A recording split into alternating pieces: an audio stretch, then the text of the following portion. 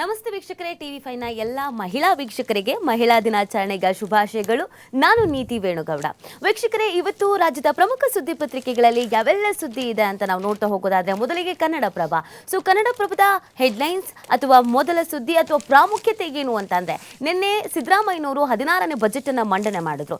ಆ ಬಜೆಟ್ನ ಹೈಲೈಟ್ಸ್ಗಳಿಗೆ ಏನೇನಾಗಿದೆ, ಯಾವುದಕ್ಕೆಲ್ಲ ಇಂಪಾರ್ಟೆಂಟ್ ಕೊಡಲಾಗಿದೆ ಅನ್ನೋದನ್ನ ಪ್ರಮುಖವಾಗಿ ಒಂದೊಂದೇ ಪಾಯಿಂಟ್ ಅನ್ನ ಹೇಳ್ತಾ ಹೋಗ್ತೀವಿ.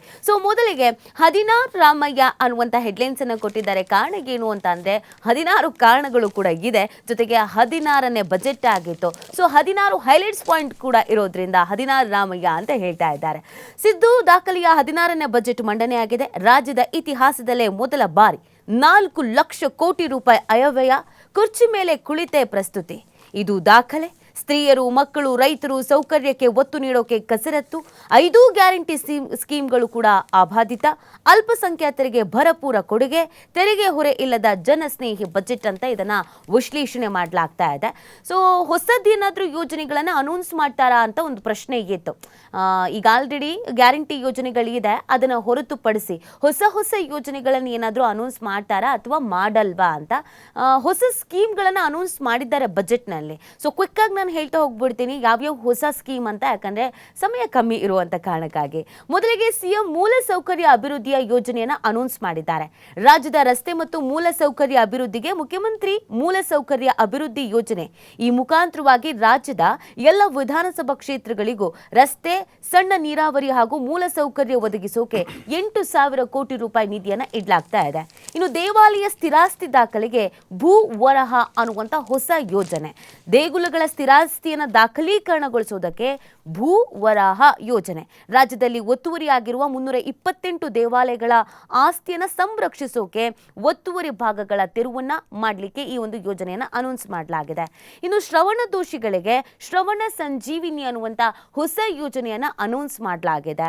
ಮಕ್ಕಳಲ್ಲಿನ ಶ್ರವಣ ದೋಷವನ್ನ ಆರಂಭದಲ್ಲೇ ಗುರುತಿಸಿ ಕಾಕ್ಲಿಯರ್ ಇಂಪ್ಲಾಂಟ್ ಶಸ್ತ್ರಚಿಕಿತ್ಸೆ ಹಾಗೂ ಇಂಪ್ಲಾಂಟ್ಗಳ ಬಿಡಿಭಾಗಗಳ ನಿರ್ವಹಣೆ, ದುರಸ್ತಿ, ಬದಲಾವಣೆಗೆ ಶ್ರವಣ ಸಂಜೀವಿನಿ ಸ್ಕೀಮ್. ಇದಕ್ಕೆ 12 ಕೋಟಿ ರೂಪಾಯಿಯನ್ನ ನಿಗದಿ ಮಾಡಲಾಗಿದೆ.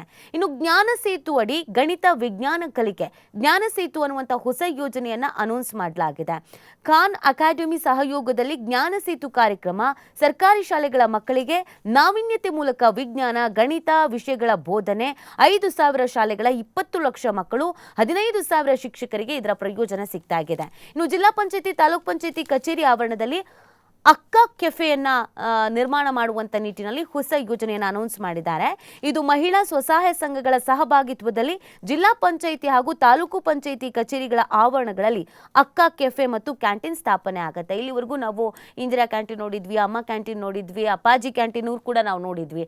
ಇದೀಗ ಅಕ್ಕ ಕ್ಯಾಂಟೀನ್ ಅನ್ನುವಂಥ ಹೊಸ ಒಂದು ಯೋಜನೆ. ಇದು ಮಹಿಳೆಯರನ್ನ ಸ್ವಾವಲಂಬಿಯಾಗಿ ಮಾಡಬೇಕು ಅನ್ನುವಂಥ ಒಂದು ಒಳ್ಳೆಯ ಉದ್ದೇಶದಿಂದ ಇದನ್ನು ಅನೌನ್ಸ್ ಮಾಡಿದ್ದಾರೆ. ಇನ್ನು ಕೌಶಲ್ಯ ತರಬೇತಿಗೆ ಸ್ಕಿಲ್ ಅಟ್ ಸ್ಕೂಲ್ ಅನ್ನುವಂಥ ಹೊಸ ಯೋಜನೆ. ಇದು ಪ್ರೌಢಶಾಲೆ ಮತ್ತು PU ಕಾಲೇಜು ಹಂತದಲ್ಲೇ ವಿದ್ಯಾರ್ಥಿಗಳಿಗೆ ತರಬೇತಿಯನ್ನು ನೀಡೋದಕ್ಕೆ ಸ್ಕಿಲ್ ಅಟ್ ಸ್ಕೂಲ್ ಕಾರ್ಯಕ್ರಮವನ್ನು ಘೋಷಣೆ ಮಾಡಲಾಗಿದೆ. ಇದರ ಅಡಿ 7,500 ವಿದ್ಯಾರ್ಥಿಗಳಿಗೆ 150 IIT ಸಂಸ್ಥೆಗಳಲ್ಲಿ ತರಬೇತಿಯನ್ನು ನೀಡಲಾಗುತ್ತೆ. ಇದು ಬಹಳ ಮುಖ್ಯವಾಗಿದೆ. ಓನ್ಲಿ ನಾವು ಎಜುಕೇಷನ್ ಬಗ್ಗೆ ಕಾನ್ಸಂಟ್ರೇಷನ್ ಮಾಡ್ತಾ ಇದ್ವಿ, ಬಟ್ ಈ ಥರದಕ್ಕೂ ನಾವು ಕಾನ್ಸಂಟ್ರೇಷನ್ ಮಾಡಬೇಕಾಗತ್ತೆ. ಇತ್ತೀಚಿನ ದಿನಗಳಲ್ಲಿ ತಮ್ಮ ಜೀವನವನ್ನು ಕಟ್ಕೊಳ್ಳೋದಕ್ಕೆ ಬೇಕಾಗಿರೋದು ಕೆಲಸ.